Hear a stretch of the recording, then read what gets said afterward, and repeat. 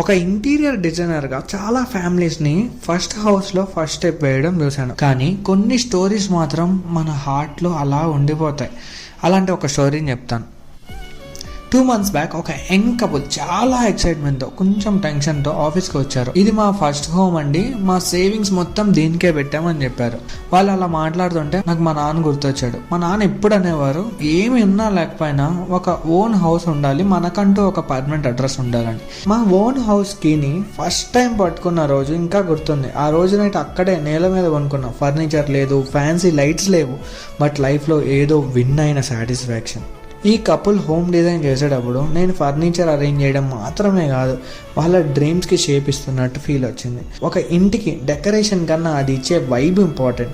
House బ్రిక్స్తో కట్టవచ్చు, కానీ home మాత్రం డ్రీమ్స్తో కట్టాలి. అందుకే యోధా లివిన్లో మేము జస్ట్ హోమ్ డిజైన్స్ చేయం, we bring your dreams to life. Welcome to Yodha living, Hyderabad's #1 bespoke approach interior design studio.